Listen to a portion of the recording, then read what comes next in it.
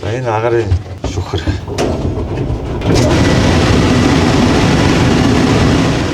Энэ бол халууны хэсэг, дараа нь цөмөр энэгээр орно. Хамгийн гол хэсэг бол энэ хэсэг байгаа. Бүтээгдэхүүнийг хүний гарын оролцоо хамгийн багтаагаар автоматжуулсан байдлаар савлгааг хийж байгаа. 5 шугамтай. За нийтдээ 34 түүхий бэлэн болсон бүтээгдэхүүнийг өдөр болгон ойролцоогоор 60-аас 65 мянган ширхэг бүтээгдэхүүн өдөр савлж байгаа. Зимбабвег бол бид нэр автомат шугамаар бас юу яаж байгаа. За манай үйлдвэр 2020 онд анх ашиглалтанд орсноос хойш бол маш олон инновацны тоог төхөөрөмжүүдийг ингээд үйлдвэрлэлд нэвтрүүлээд явж байгаа. Савлгааны хэсгээс ингээд танилцуулаад явж байна. Гол танилцуулах төхөөрөмж маань бол одоо өнгөрсөн жил бид нэр ашиглалтанд орсон энэ Германы Multivac гэдэг энэ савлгааны төхөөрөмж байгаа.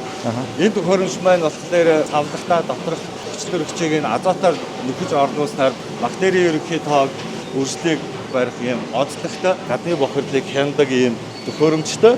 Тэгээд бүтээгдэхүүнийг хамгийн гол нь үндсэн бүтээгдэхүүнийг шошиглохдоо баркодн дээр хугацаа тавьж өгдөг.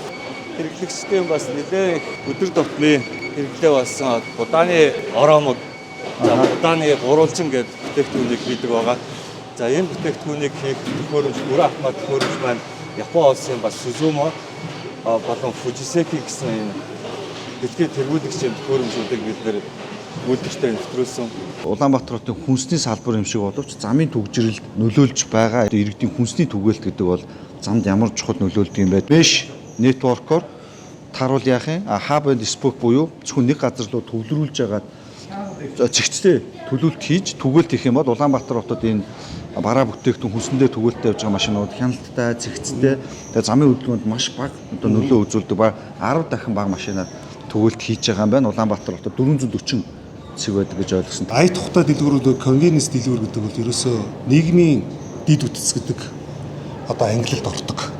Тэгэхээр нийгмийн дид үтц гэдэг нь гэсэн үг гэхээр дан ганц одоо бид нэр хүнсний үйлдвэрлэлд хүнсний түгээлт гэдэг ойлголтоос гадна ер нь өдөр тутмын хүмүүсүүдийн хэрэгцээг одоо яаж хамгийн үр ашигтайгаар түгээх үү гэдэг. Амьдралын чи одоо хэв маягт одоо бид нар яаж тохируулж хамгийн үр ашигтай амьдралын одоо чанарыг сайжруулах үү гэдэг тэр концепцээс үүссэн. Тэгэд энийг бол одоо яг Азад бол одоо хамгийн өндөр одоо чанартайгаар гүйцэтгэлтэйгээр одоо нэвтрүүлсэн байж байдаг.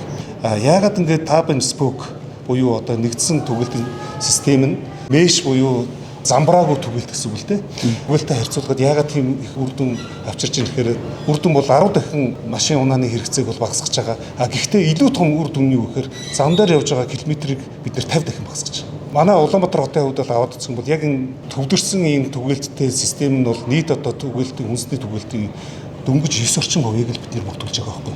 Хотын дарга маань бол хэлсэн Улаанбаатар хотын танхим болон бизнес эрхлэгчийнхаа үйл ажиллагааг бол Улаанбаатар хот маань нэг номер дэмжиж ажиллана. Ийм учраас өнөөдөр танхимтайгаар хамтраад ажиллаж байгаа 3 дахь уулзалт явж байна. Бид нар энэ удаагийнхаа цуурлаар Улаанбаатар хотын хүнсний үйлдвэрлэл түгээлтийг аягүй сайн хийдэг.